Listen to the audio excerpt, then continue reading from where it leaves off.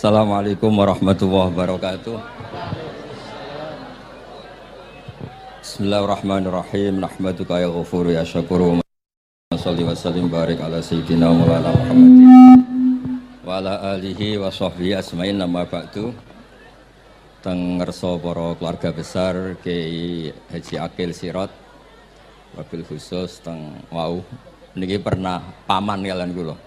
Terus gada otoritas meksa. Tapi itu saya keren yang bihan malah pernambah, nggih putrine guru kula niku dimanfaatno beliau kayak gitu. Nggih sedanten para habaib wonten Mas Arif Kapolres sedanten ingkang kula hormati. Niki paling kula ngisi nampung 20 menit niku mun top niku mun. Terus katanya niku ahlul ilmi dihormati, tapi nyatane dipeksa. Terus memang banyak paradok dalam ilmu usul fikih. Ilmu usul fikih itu ilmu yang menjadikan orang itu bisa berpikir. Gitu. Kalau tak cerita tentang pertama tentang Kiai Akil sing al-ma'ruf bi ahli nahwi. Nahwu riyen di era dulu itu dadekno tiyang dadi wali. Sampai disebut hatta nahat qulubuhum li nahwihi famin azimi sya'nihi lam tahwihi. Terus orang-orang baik niku ketika wusul teng pangeran nyebut Allah la ilaha illallah mboten saged. Sagete namung nyebut dhamir sya'an niki niku hu. Akhirnya kathah toreko sing ha hu niku gara-gara ahli nahwu niku. Nah, disebut fauribat makna dhamiris sya'ni. Jadi ngelafatkan la ilaha illallah tidak bisa tapi hu bisa. Mergi ke Jawa ini tukang ngakali, terus hukum ini diakali. Sajane teke hadis ini mangkana akhiru kalamihi la ilaha illallah dakhalal jannah. Tapi ada kekhawatiran pas la ilaha mati. Lah la ilaha mati ra radi kaya ateis. Ora ono pangeran maujud mati. Sampeyan kan gak iso janjian mbek Israel. Kan mboten saged weanan, mboten saged kong kali kong. Nah, daripada la ilaha niku resiko karena takut mati pas la ilaha dereng illallah, terus Kiai Jawa mulai nalkin ngangge Allah. Tapi Allah sarasan itu tidak mewakili la ilaha illallah. Akhirnya diambil dhamir sya'an fa'alam annahu la ilaha illallah. Niku asal usulnya. Cuma kebetulan thariqah kita tidak jalur itu, tidak jalur yang lewat dhamir napa? Sya'an. Tapi sementing tadi dawe Kiai Mustafa, sementing kita tahu secara ilmu. Terus nomor kali cerita uzlah wow. Kalau memang benar-benar uzlah. Terus kalau ini diundang acara-acara publik kemarin di Habib Jindan gitu, hanya di halaqah ilmiah. Kemarin terakhir beliau ngerayu ini dari marrotan wahidah. Ini saya pegang. Dan itu dicatat di Loh Mahfud. Dan ciri utama Kiai itu tidak membatalkan perjanjian. Jenengan jauh marrotan wahidah Mas niku. Ben gelem. Terus ngeten kula cerita sithik tentang ilmu yang sering kula utarakan. Di antara kitab yang dipakai guru-guru kita sing dilanggengi Mbah Mun Maus niku kitab Ihya. Kula dari sekian cerita Ihya yang paling kula kenang niku bahwa ternyata Allah itu andaikan boleh dibahasakan niku cara berpikir tuh dalam bahasa tafsir disebut tanazul niku wong ben kaya orang kebanyakan. Saya ulang lagi supaya orang tuh kayak orang nopo kebanyakan. Ada dua ahli neraka yang dipanggil, yang satu ditakoki cung ning neraka piye rasane syarru makan mboten enak Gusti. Terus pangeran diken balik ya wis kono cung mlayu balik nang neraka. Niku tiangnya lari kencang, sekencang-kencangnya. Semangatnya seneng ngapain kon balik ning neraka. Ditakoki mbek pangeran, "Lho cung kon mara neraka kok seneng?" Kula nu pun kapok Gusti, kula nu nyesal ketika di dunia nak jenengan utus niku lelat-lelet. Niki kula tobat dengan bukti dikan jenengan teng neraka kula melayu. Lho nu pangeran akhirnya haru wong kok semangate mlebu neraka kaya ngono. Mergo diperintah pangeran. Ya dados niki ijazah jenengan akan mlebu neraka jenengan sing semangat nggih. Karena zaman ning donya sering diperintah Allah mboten napa? Semangat. Nah niku kemungkinannya dibarno, kemungkinannya dipanggil. Lah yang itu terus dipanggil oleh Allah. Ya wis kaya wong apik, tak kongkon nurut tenan, semangat tenan, terus diken mlebu swarga. Nah niki ijazah pertama nggih. Dinaken mlebu neraka sing napa? Semangat. Sing kedua niku dipanggil ku plengakan lelat lelet. Kados kula diutus Gus Mus niki nelpon kula mboten purun, akhirnya ning Bika jare matur Gus Subak. Turuti ya, aku diamuk Bika jare Bapak. Dados niki melibatkan sekian pihak untuk memaksa saya datang ke mriki. Aduh, repot sawang kempek niku. Repot. Mungkin di sepuro ngoten. Yang kedua niku diken mlebu neraka malih ku lelat-lelet ndelok pangeran mboten semangat. Ditakoki mbek pangeran. Kenapa kamu tidak semangat? Saya itu tidak pernah ngira jenengan yang baik sudah masukkan saya ke surga, kemudian jenengan nyuruh lagi saya ke neraka. Saya tidak pernah mengira engkau itu seperti itu. Terus Allah nggih, ana indadzoni abdibi. Ya serapopo swarga wae swarga. Ini dua ijazah untuk sampean supaya bisa masuk napa? Swarga. Terus kita tidak pernah tahu napa Gustofa ngundang kula nyenengno wong akeh ganjaran, napa meksa wong alim dosa, mboten ngerti kula carane. Karena dalam ilmu usul fikih, kembali ke usul fikih, kula nu gak ada khazanah kathah tentang debate pangeran kalian nabi ini. Kathah, mboten satu dua contoh di beberapa kitab tafsir. Suatu saat kula sering cerita niki, suatu saat Khalilur Rahman Ibrahim itu kedatangan Israel. Kamu mau apa? Mau matikan jenengan? Kata Nabi Ibrahim, harro'aital khalil yumitu khalilah. Mosok aku kekasih pangeran dipateni, mosok orang yang dicintai membunuh yang dicintai, orang yang mencintai seseorang kemudian membunuh yang dicintai. Tidak ada itu. Akhirnya Israel matur teng pangeran, cara politiknya ngeten, wau sing cara lagi seneng ngendikan politik. Wani kiai lengser dari beliau. Ono. Nah kula niku ahli tauhid wis pancen kodok kodare ngoten mawon, dadi mboten berpikir ruwet-ruwet. Terus Israel kan mboten biasa logika, kan malaikat itu SOP kan, mboten biasa logika. Akhirnya matur pangeran, kata Ibrahim, masa kekasih bunuh yang dikasih, masa yang mencintai bunuh yang dicintai. Tapi Ibrahim baru sadar ngadepi pangeran gitu, lebih pinter. Terus kan ketika Allah fakullahu, katakan ke Ibrahim, harlo aital khalil yakrohu ayal khalilah. Mosok jari seneng aku kok ketemu aku rawani. Jari seneng kok rawani ketemu. Lah niki sampean aku pengen mati, monggo ngangge ilmu sing niki. Wong jari seneng pangeran kok rawani ketemu pangeran. Jeneng, nak seneng seneng ketemu. Ibrahim seneng terus akhir. Yo mati saiki ora apa-apa mati saiki. Terus kedua, niki cerita karena ini pondok ilmu, orang harus biasa pakai logika usul fikih. Politik juga gitu. Nak kiai politik rawan kena syubhat. Tapi nak wong soleh oleh politik, kue ridho dipimpin wong fasik-fasik kabeh. Ya, mboten ngerti, mboten bener di pokoknya ngoten. Yes, itu memang logika usul napa? Fikih. Logika usul napa? Fikih. Ketika Nabi Adam badhe didamel niku materinya saking bumi. Pertama sing diutus Jibril ambekan qabdotan minal ardi, segenggam bumi, saya mau bikin Adam, materinya dari bumi. Setelah datang ke bumi mau ngambil ista'adzat billah. Maksudnya ista'adzat billah, a'udzu billahi minka, saya berlindung Allah dari kamu. Antasinani. Kalau dengar Gus Tofa dari ahli nahwu, terus kalau niki tak goleki tenan pancen syanahu mun mutaaddi bi nafsi. Mungkin nak dibuli ku antusinani kok panjang tadi cerita.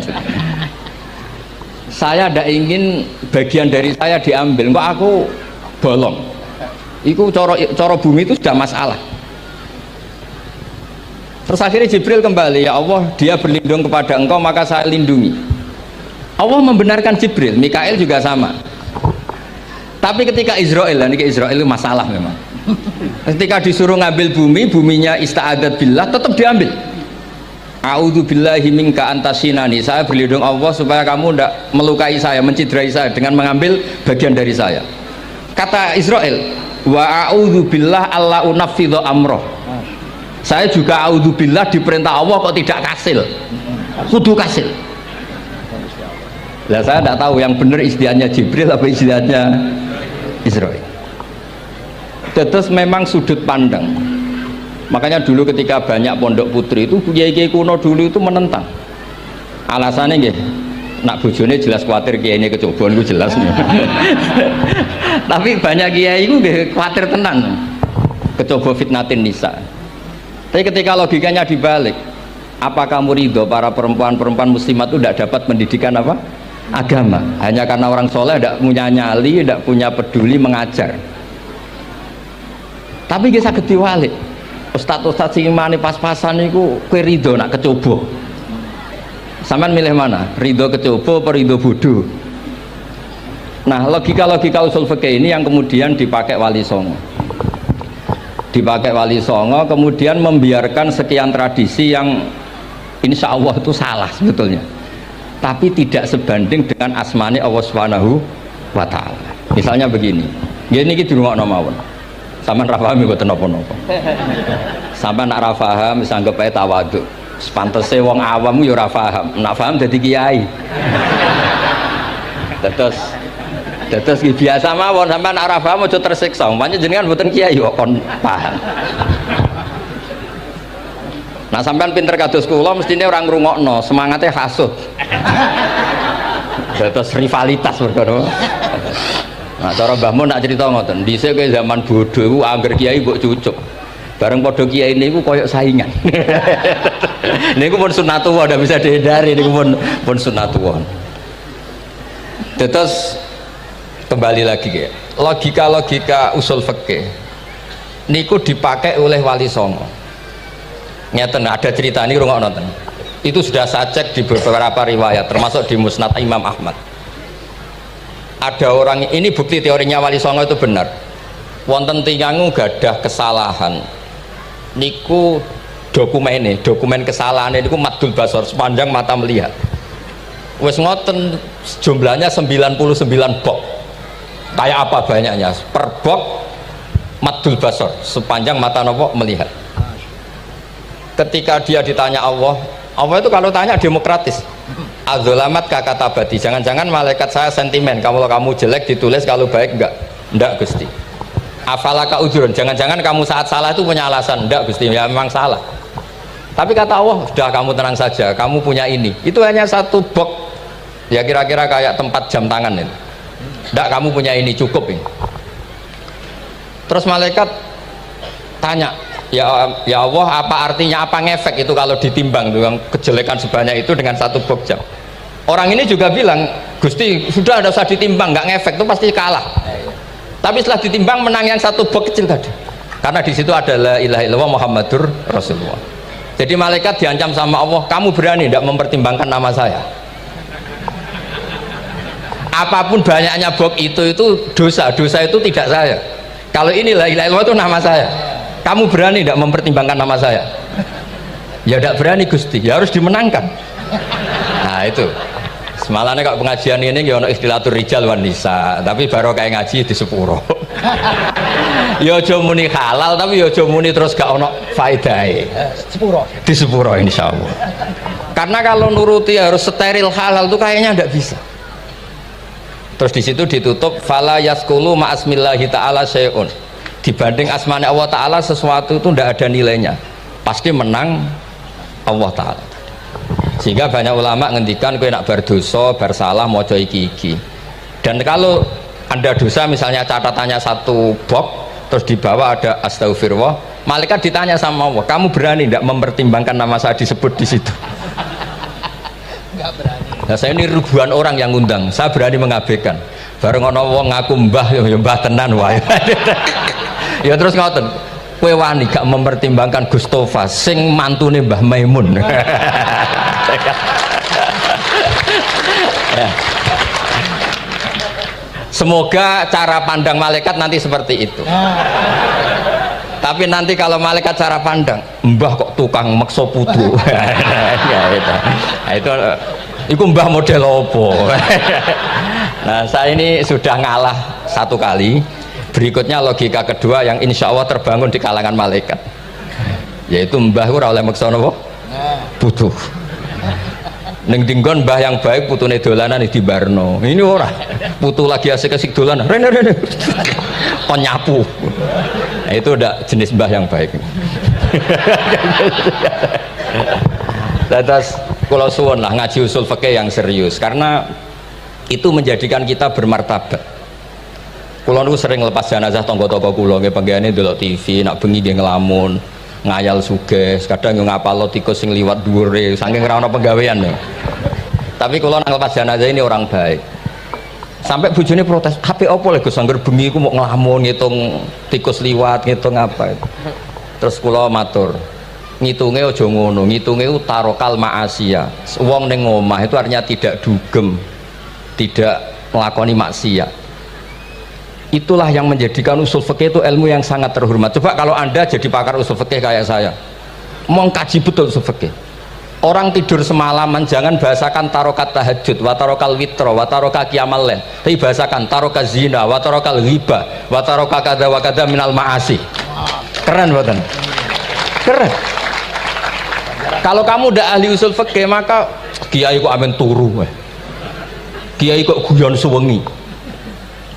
Lu kiai guyon sungi itu melawan kiai itu ustad juga manusia karena bengi itu ya kepengen nonton tapi kan buatan pantes akhirnya korbannya santri ini dijak guyon gak jelas lah apel nih rodo ya ora pantes ngelawan nafsu itu berat caranya ya dilalek-lalek no guyon itu lah muka-muka malaikat kabeh ahli usul fikih nganggep ngono iku perlawanan terhadap keinginan maksiat.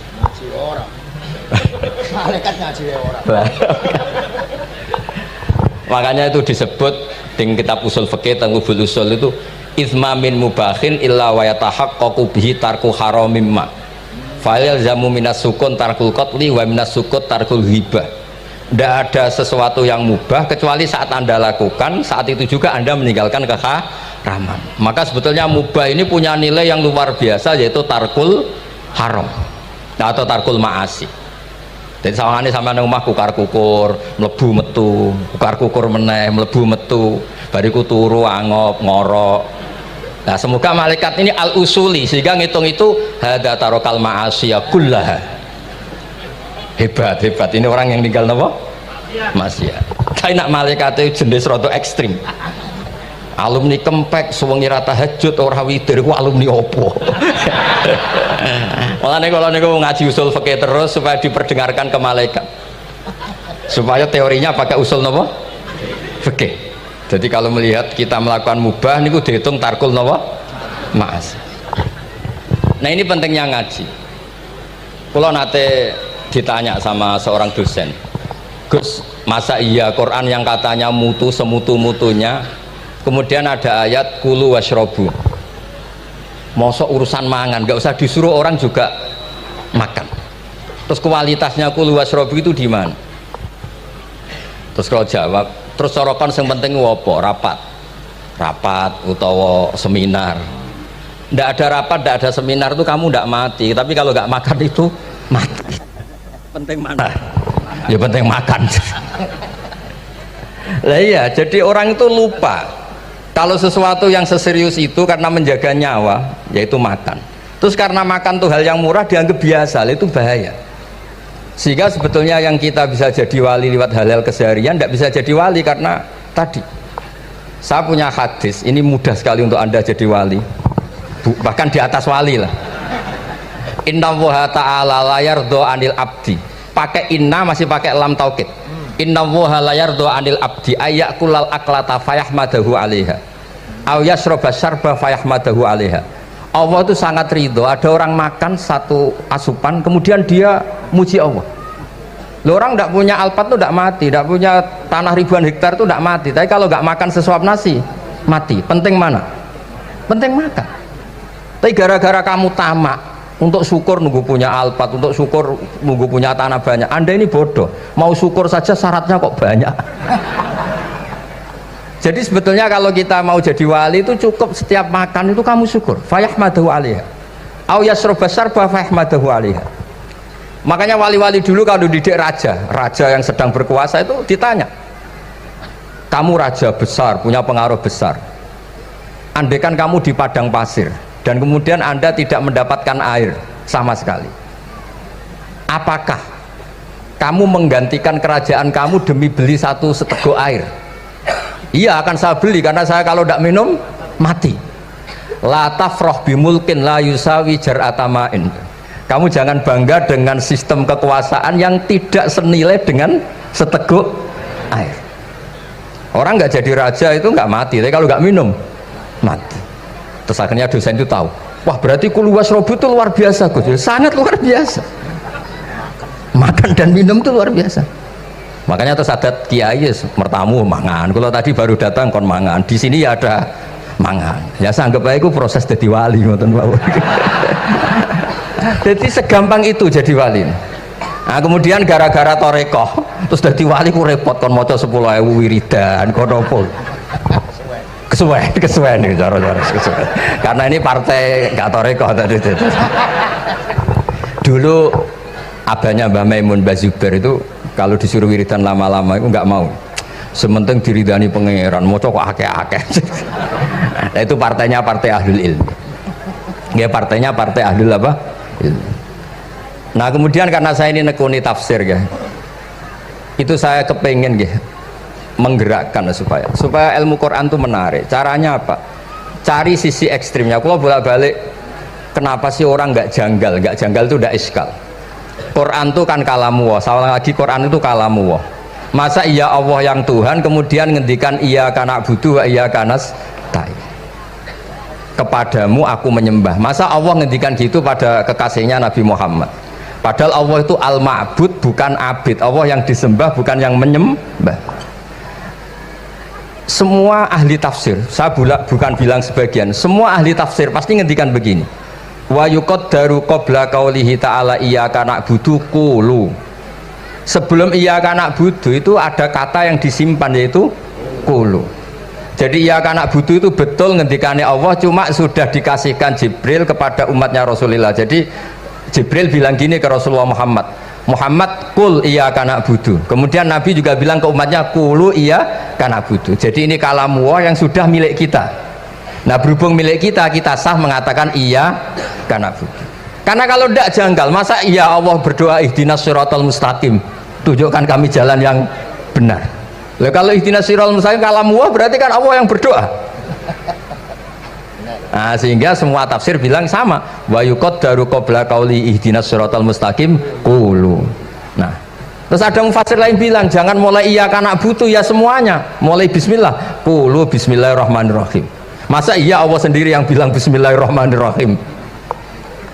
Nah, dengan tafsir seperti ini terus kita akhirnya lagi-lagi kembali ke usul fikih, kembali ke balaghah, kembali ke nahwu. Kalau enggak, ya Anda akan menafsiri Quran pakai logika Anda sendiri. Sampai ada mungkirus sunnah. Pokoknya sementing kembali ke Quran. Orang roh Quran itu kayak apa? Saya kemarin ngaji di Sedan di daerah saya bilang, Sayyidina Umar itu Islam sebelum minta hidayat. Khalid bin Walid ya Islam sebelumnya ya tidak minta hidayat. Nah itu kan janggal. Padahal katanya Quran itu hudal lil muttaqin, petunjuk bagi mereka yang takwa. Padahal tidak ada sabkut takwa untuk Umar. Umar tidak pernah takwa, tapi nyatanya Islam. Bahkan dia masuk ke rumahnya Zaid bin Arqam itu mau bunuh Nabi, mau nyari Nabi, bukan mau Islam. Tapi ketika dengar iparnya membaca Toha ma anzalna alikal qur'ana litasqa, kemudian dia masuk Islam. Lalu gimana tentang hudalil muttaqin, petunjuk bagi mereka yang takwa? Banyak ulama yang mengatakan lil muttaqin itu balaghahnya lil iktifa, lil muttaqina wa ghairihim.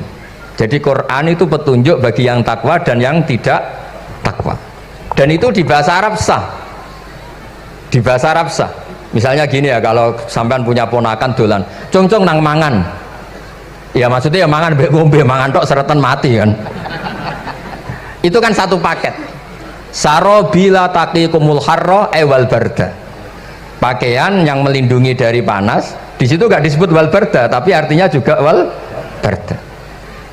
Karena kalau tidak diartikan lil iktifa, nanti Quran itu memberi petunjuk bagi yang sudah muttaqin. Corong doang nguyai segoro, wis takwa kok. Nah ini kita butuh ahli tafsir yang al-usuli.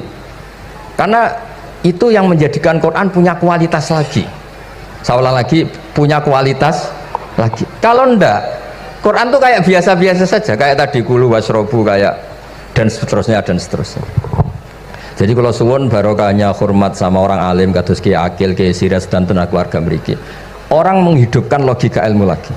Jadi kalau seneng lah nak dalam Gusmus ahli ilmu boten krono niat fakir boten. Biar sampean ngerti lah kalau ngadepi ahlul ilmi itu pun boten level. Ahlul ilmi itu kalau punya logika itu tidak bisa dibantah.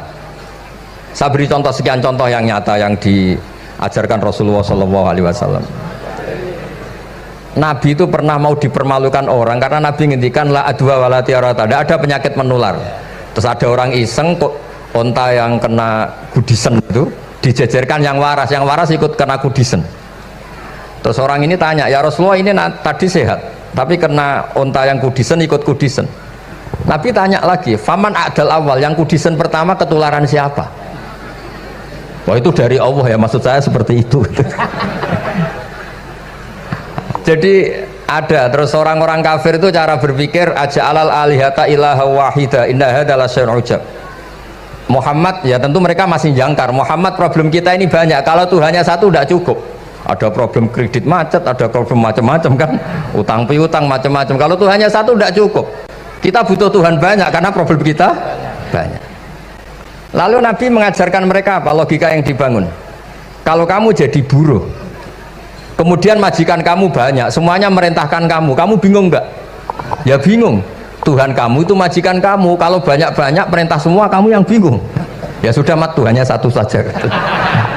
Itu disebut wa daraba rasulan daraba masalah rajulan fihi syuraka umutasakisuna wa rajulan salamal lirajul.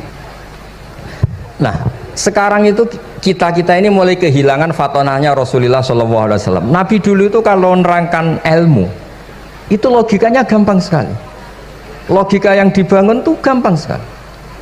Ada orang cerita, ya Rasulullah saya ini ada sekian anak saya, yang paling saya cintai satu, apa saya boleh melebihkan yang paling saya sayangi dalam pemberian? Nabi jawabannya itu tidak langsung jangan enggak. Apakah kamu berharap bahwa mereka semuanya baik ke kamu? Iya semuanya saya ingin baik ke saya. Ya kalau gitu jangan gitu.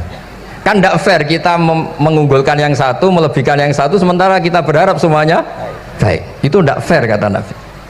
Jadi dulu Nabi itu terus ini yang cerita fikih.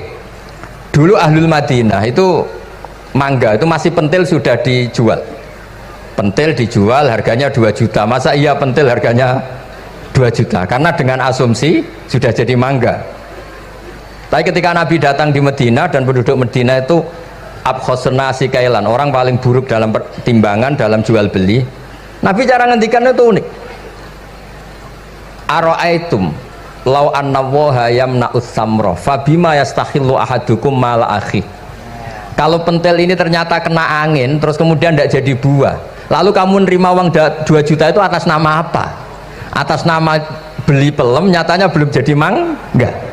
Mosok kalau pentil seharga 2 juta.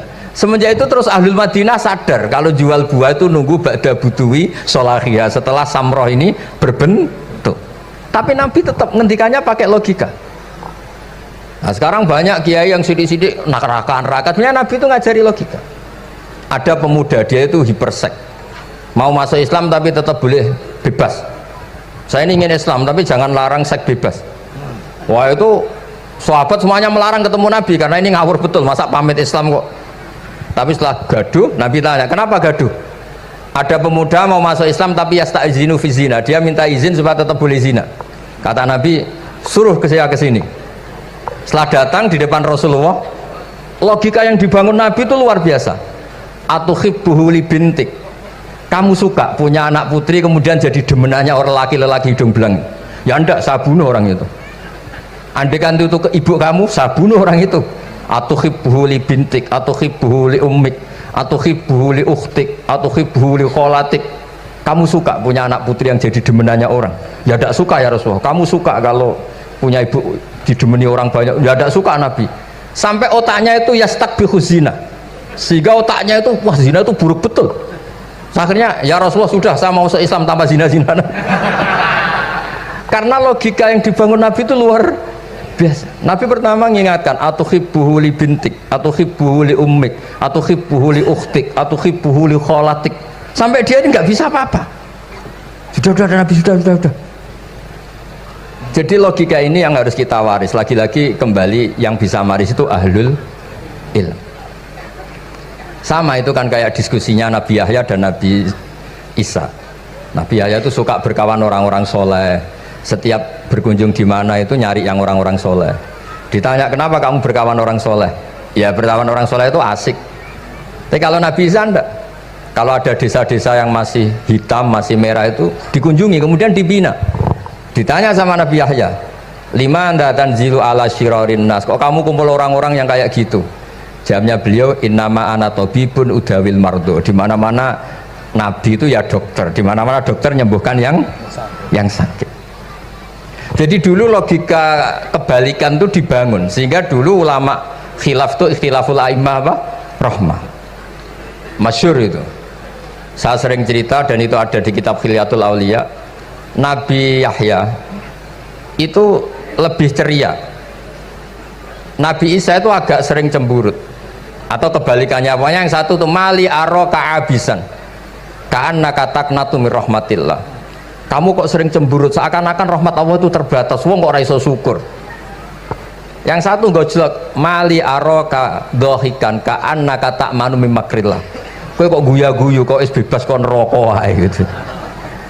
Nah, sehingga ya itu tadi sudut pandang. Makanya saya sering cerita dulu kalau Said Abdul Al-Haddad itu tanya, "Cung kowe ngaji sapa?" Ngaji si A. Kiaimu tau nangis? Ndak. Ojo ngaji, kiaimu ati atos, kiai kok ora iso nangis. Tapi kalau Abdul Hasan Asadili kebalikan, cung kowe ngaji sapa? Ngaji si A. Kiaimu tahu guyu nak ngaji mboten nate. Ora usah ngaji wong ora iso syukur. Jadi nah itu yang akhirnya menjadi keseimbangan khaufau wa tama. Ada khauf, ada apa? Roja. Sehingga karena sudut pandang itu nggak bisa dihilangkan, sawalangnya nggak bisa dihilangkan. Ini yang sering diceritakan kisah itu kakaknya ini. Dulu Muhammad bin Hasan Asy-Syaibani, Imam Syafi'i itu lama sekali beliau jadi ulama top yang suka fikir. Dianggap fikir itu aman, ngeringankan hisab. Enggak jenengan fikir yang dihisab malaikat apanya kan? Kan nggak bisa ngisab jenengan. Apa saja tidak punya. Punyanya problem. Nah, setelah ngaji sama Imam Malik, Imam Syafi'i tanya, yang ilmunya setingkat jenengan siapa? Kata Imam Malik, sebetulnya Abu Hanifah, tapi orangnya sudah meninggal, tapi ada muridnya namanya Muhammad bin Hasan Asy-Syaibani. Kamu ke sana dari Madinah ke Irak, dulu tempatnya di Baghdad. Setelah di Irak, Muhammad bin Hasan Asy-Syaibani itu kalau ngitung uang tuh di meja, emasnya itu banyak, uangnya banyak, dia hitung di meja, malah kaget. Saya ini gedeng kiai, kedunyan ini ketemu kiai, kedunyan. Ya karena Muhammad bin Hasan Asy-Syaibani itu wali, kamu tanya, kamu heran ya ada kiai kaya? Iya. Ya sudah, kekayaan ini kasihkan orang fasik, biar dipakai demenan, dipakai mabuk, dipakai ini. Terus, ya jangan, kalau kena orang fasik bahaya, jenengan saja. Semenjak itu Imam Syafi'i mulai rodok seneng duit. Jadi ada ceritanya soalnya kok diangen-angen, nah terus keterusan umatnya kayak gini-gini tuh. Jadi ini cerita nopo istihad apa? Cerita nopo istihad. Sama pangkat juga sama. Gue seneng nak wong soleh-soleh tidak ikut ngurus negara ini. Mau dikemanakan negara ini. Tapi ada yang berpikir, gue seneng nak wong soleh terkontaminasi. Ya sudah monggo. Sing serapayu jabat, nggih berpikir zuhud. Sing payu yo berpikir politik. Yang penting semuanya itu berdasar ilmu. Yang penting itu semuanya berdasar apa? Ilmu. Karena ilmu ini basis yang paling diridani Allah Subhanahu wa ta'ala. Masyhur itu di Ihya sering diceritakan Imam Ghazali, ana alim uhibbu kulla alim. Kata Allah, saya ini alim dan sangat mencintai orang alim. Karena orang alim ini yang tahu perspektif. Orang yang enggak, yang ngiranya, saya ulang lagi, yang ngiranya itu enggak ilmiah. Di depan orang alim itu sangat-sangat apa? Ilmiah. Yaitu tadi misalnya ada ayat wa min ayatihi manamukum bil laili wan nahar. Masa iya tidur yang ngorok semua turunnya secara jelas kok jadi wamin ayati. Tanyakan ahli medis, sistem tubuh kita kalau nggak tidur tuh kayak apa rusaknya. Dan toat pas-pasan ini satu-satunya solusi yo turu. bengi ngempet kepen delok dangdut, delok dugem. Bareng turu jebule esuk wis bar, alhamdulillah. Cara melek iman kamu seberapa? Tarikan-tarikan maksiat posisi kamu terjaga bisa kalah kan? Tapi kalau tidur sukses kan tarkul maksinya. Nah, karena tidur itu sukses menghilangkan maksiat disebut wa min ayatihi manamukum billaili wan nahar. Sampai Imam Ghazali ngendikan di makalah itu, sehingga nanti ibadahnya umat ini di akhir zaman an-naumu, ibadah terbaiknya itu tidur. Jadi mulai maksud kula ngeten lho. Sampai nanut jalur wong alim dia turu ya ibadah, tengok-tengok ya ibadah, jagongan nggih ibadah, gojol-gojolkan ambek kanca nggih napa? Ibadah. Karena ini semuanya kul bi fadlillah bi rahmati fa bidzalika napa? Falyafrahu. Tapi kalau kamu tidak punya basis ilmu, adanya suudzon. Kiai kok jagongan guyon sewengi ku kiai opo? Kiai kok turu sewengi ku kiai. Karena basisnya ada ilmu. Padahal jelas ketika Rasulullah bikin urutan kebaikan, pertama Nabi ngendikan kamu menolong orang. Jika tidak bisa, terakhir Nabi ngendikan takufu syarraka anin nas fa innaha shadaqatun minka ala nafsik. Tadi beliau juga cerita di nasihat Imam Mun, idza lam tuhsin fala tusi. Kalau tidak bisa berbuat baik, setidaknya kamu tidak berbuat jelek sama orang lain. Dan potongan ini paling gampang apa? Tidur kan? Wis sampean nak turu wis ra zina, ra maling, ra ngrasani wong wis ora tusik. Nah, dengan konstruksi usul fikih seperti itu kamu tahu kualitas ayat wa min ayatihi manamukum billaili wan nahar. Ya sama, ternyata makan itu yang menjaga nyawa, ternyata makan itu yang menjadikan syukur. Kalau kamu nggak percaya puasa, sama nak poso gedang goreng mewah. Gedang goreng mewah, air satu teguk itu mewah.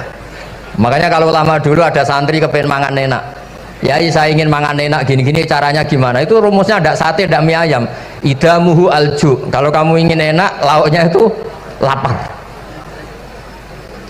Ya kalau kita kalau puasa itu semuanya kan enak. Nah itu lagi-lagi basisnya itu ilmu.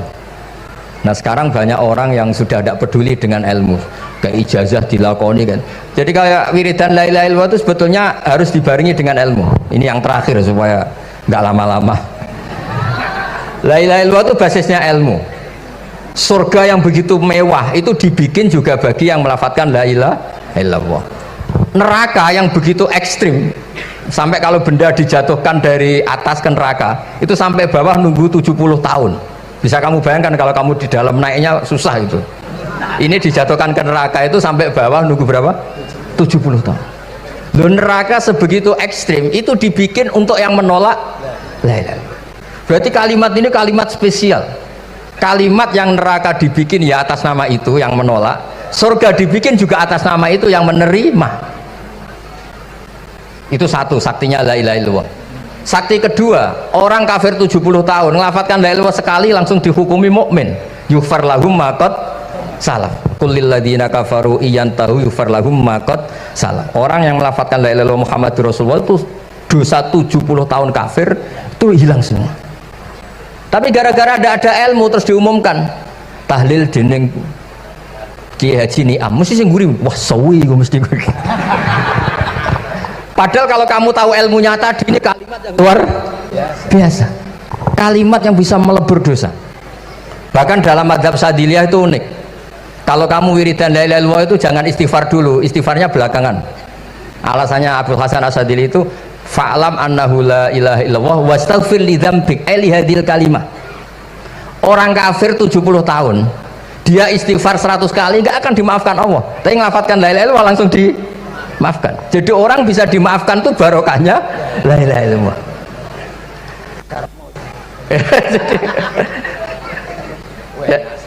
Ya kan? Jadi orang kafir 70 tahun wirid istighfar 100 kali atau 1000 kali dimaafkan enggak? Enggak kan? Tapi kalau membaca la ilaha illallah dimaafkan. Jadi istighfar tuh ngefek positif itu kalau dibarengi la ilaha illallah. Makanya wastaghfir li dzambika bihadil kalimah. Kamu boleh istighfar berdasar hadhil kalimah, berdasar la ilaha illallah. Tapi terus kemudian ya thariqah itu banyak, itu urusan rasa. Justru karena la ilaha illallah kalimat thayyibah harus disucikan dulu. Caranya istighfar dulu. Nah itu urusan monggo lah. Tapi apapun itu basisnya harus napa?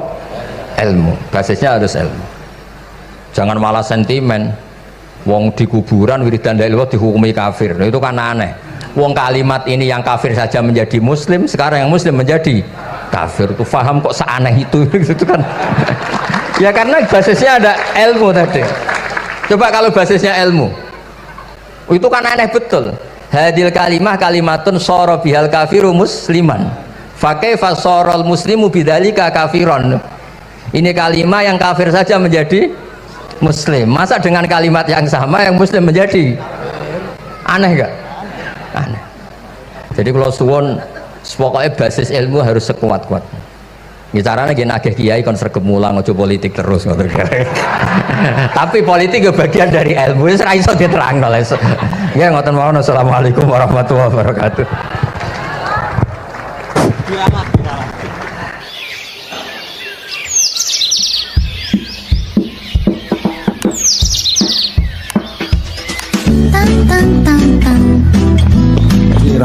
Cuma mereka yang tanya itu biyen belajar piye kok iso alim kaya ngono, ya kan?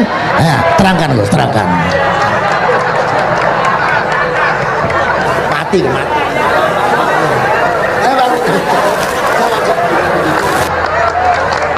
Setuju kan? Setuju? Sila. Asal dakaik.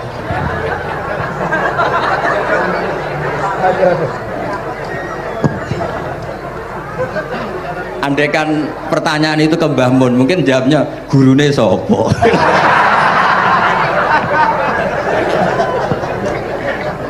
Tapi mungkin kalau ke mbah-mbah saya ya juga bapaknya nih Biha juga Mbak Abdul Aziz, mungkin putuku.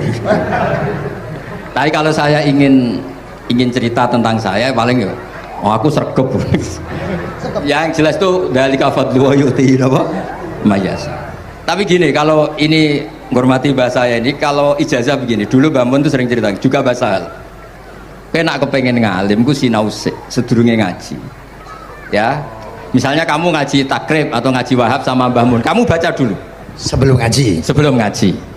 Nah, setelah dibaca, misalnya kamu baca rofa, kok Mbah Mun baca jer, kamu baca jer, Mbah Mun baca rofa, berarti goblok tulen. Karena semua teori Anda kok salah. Ya misalnya Mbah Mun baca wadakaro sopa al-musonifu, kamu baca wadakaro al-musonif. Berarti kan goblok banget itu. Ya kan ada cerita gitu, ada orang tuh nggak tahu betul Gus maknanya lam tardiman itu apa. Lam tardiman dicari di kamus tuh udah ada, ternyata itu di head lam tarodaman. Dia baca satu lam tardiman dicari di kamus sampai hidup mati lagi agak ada. Nah, jadi kamu baca dulu, misalnya di bab khed lam taro naringali sapa mar'ah daman ing geteh. Ternyata ngaji Mbah Mun paginya jadi baca lam taro daman. Jadi kalau kamu malamnya baca lam tardiman loh kok. Jadi itu kata Dewi Mbah Mun mergo sorokan kabeh santriku ora mungkin. Carane ngecek kebenaran Anda itu kayak maca sik. Nanti kalau kemiripannya 50% ya separuh alim. Kalau 70% ya serontok alim. Tapi nanti kalau kemiripannya sampai 100% dan berkali-kali, ya berarti kan sudah luar biasa. Jadi yang ngaji sama Ki Mustafa, Ki Niam, saya mohon santri-santri itu belajar dulu, biar bisa ngecek nanti guru saya baca kayak apa. Pada salah ya Gus. Kenapa lah? Pada salah. Karena kiai itu kalau salah ya mau ngalah. Ini ceritanya bangun betul. Ada kiai nggak tahu apa kakean mergawe kakean politik nggak tahu. Wal babi lan walang. Terus ada santri, kulo gak ada makna kok lawang. Ya walang sing lawang cung. Mau ngalah. Terus watini lan wit alu. Gurune maca alu. Kulo gak ada makna kok elo. Lah ya wit telu kena gua alu cung. Tapi saya menangi kiai itu kalah sama santri itu. Saroko nyolong sapa wong albedo tangi anduk. Terus gurunya kaget. Cung kok anduk, cung. Bareng didelok endok. Karena kalau pegon kan anduk sama andok itu podo ya. Ini ada podo. Tapi kiainya akhirnya kalah.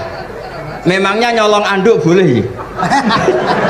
Yo ora dong, yo haram, yo podo ae kalau gitu nyolong. Nyolong endok ya haram, nyolong anduk haram. Lo cerita itu masyhur itu. Kalau cerita yang terkenal di Lirboyo itu kan ada santri dari Jakarta di kelas. Gurunya bilang Ja'a Zaidun, Zaid datang. Waro'a itu Zaidan, saya melihat. Si murid ini itu melihat pintu terus.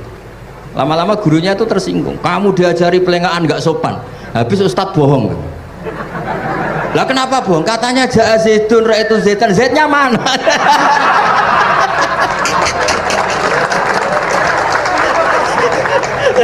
Dia gak ngerti. Zaid datang, saya melihat. Mana orangnya kok dibahas-bahas terus itu. Ya, jadi yang serius tadi, kalau sampean ingin nguji kualitas Anda, makanya saya dulu itu pede baca kitab di depan bangun karena ya ngecek. Dan dulu itu Gus Gofur, Gus Kamil sebelum ngaji ya itu mesti sinau sama saya.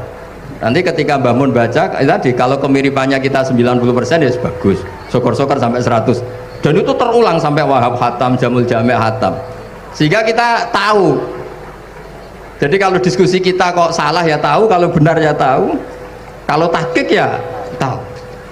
Biasanya kalau tahqiq itu Mbah Mun karena takut nyalahkan kiai-kiai Jawa, kalau baca 2 kali, misalnya begini, Yasmalu, kadang diwaca Yasmilu ora apa-apa nggih Jawa wae gitu. Karena kalau kita memaksakan sampai benar seperti di kamus, kayaknya kalau ki Jawa itu berat sekali.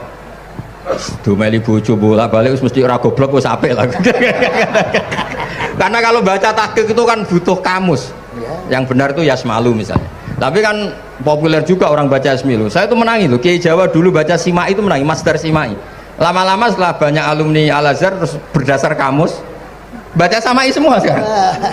Saya menangi kiai itu baca Dilalah. Lama-lama karena sekarang udah banyak punya kamus, baca Dalalah, Fa'alah. Jadi kiai itu juga kadang-kadang keteror muridnya. Makanya Syekh Zakaria Al-Ansori itu pernah ditanya, kenapa engkau begitu alim alama sampai dilakopi Syekhul Islam? Kata beliau itu lucu jawabannya, karena saya ini orang yang sial. Saya dulu punya guru namanya Ibnu Hajar Al-Asqalani dan punya murid namanya Ibnu Hajar Al-Haytami. Kata beliau, dukik tu bena hajaro ini. Saya ini digebek 2 batu. Kalau mau ngaji takut saya minta ampun karena disuruh baca sama Ibnu Hajar Al-Asqalani. Kalau mau ngajar takutnya saya bukan main karena Ibnu Hajar Al-Haytami itu cerdasnya bukan main. Jadi kalau saya salah itu konangan. Akhirnya dia jadi orang sial tadi. Mau ngaji ya belajar, mau ngajar ya belajar. Makanya meskipun ini pernah sepuh saya tidak berani ngaji beliau. Wah mesti meriang saya kalau ngaji. Jadi yang terkenal alim-alim mohon ngajinya dikurangi ya, karena ini kasihan gurunya. Kasihan gurunya. Nggih, pun cekap. Bon, itu catat ya. Sebelum ngaji baca dulu. Satu lagi, Gus. Sampean ketoke kiai desa kok kuliah. Betul kuliah? Oh, nggih nggih. Pun dari belajar dari mana sampai kemana Gus jenengan? Dari Mondok sampai ke Jogja sampai Putih. Monggo.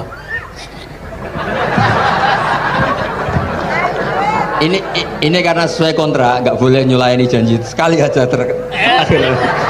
sekali tak tekno. Jadi sebetulnya kalau di ilmu saya kan sering ketemu ahli geologi, ahli sosiologi. Sebetulnya di ilmu kita, saya kan lama di Jogja dan itu yang saya pakai juga ilmu zaman di pesantren. Misalnya sosiologi itu kan ada mukadimahnya Ibnu Khaldun. Itu kan teorinya luar biasa. Misalnya begini, kenapa Rasulullah itu harus dari suku Quraisy, suku yang sangat terhormat di Mekah? Itu secara teori sosiologi loh, bukan teori nubuah. Kata Ibnu Khaldun, Nabi itu mesti final dari kaum itu aneh. Saya ulang lagi, Nabi itu final dari kaum pasti aneh. Nah masa aneh-aneh ini ditoleransi oleh umatnya karena beliau dari suku yang terhormat. Coba kalau dia dari suku, beliau dari suku yang hina, pasti pas aneh-aneh langsung diadili. Ya kalau di NU lah, ndak Gus Dur kok bikin aneh-aneh di NU kan langsung tuntas. Tapi berhubung Gus Dur itu coba Hasyim, Orang itu mentoleransi, bahkan mengira jangan-jangan teori beliau lebih baik ketimbang kita. Nah makanya terus kata Ibnu Khaldun, ma ba'atsallahu nabiyyan illa fi mana'atin min qaumin, tidak ada nabi diutus kecuali dari kaum terbaik, supaya masa-masa transisi ini nggak ada perlawanan. Nah itu namanya sosiologi. Sehingga beliau ngendikan, ini versi tarikh bukan versi Ibnu Khaldun saja, ketika sahabat disuruh hijrah karena disakiti orang kafir Quraisy, lah engkau sendiri ya Rasulullah, saya ini orang Quraisy, nggak akan ngalami yang seperti Anda alami. Nah itu namanya sosiologi. Begitu juga matematika. Saya sering ketemu pakar matematika dari UI, dari UGM, misalnya bilang zakat kan 2,5% misalnya zakat tijar. Saya bilang kalau ngitung itu porogabit, padahal kita zaman sekolah porogabit itu pantangan. Tapi saya bilang saya punya matematika lebih cepat. Apa itu Pak Ba? Kalau manggil saya Pak Ba, kalau di kitab disebut rubu'ul usyur apa? Jadi bertahap. Misalnya 1 juta, usurnya akan 100.000. Setelah 100.000 rubuhnya 25.000. Itu kita tidak usah pakai catatan bisa. Nah itu matematika Arab. Makanya orang Arab tuh nggak bisa nulis, tapi matematikanya cepat karena bertahap.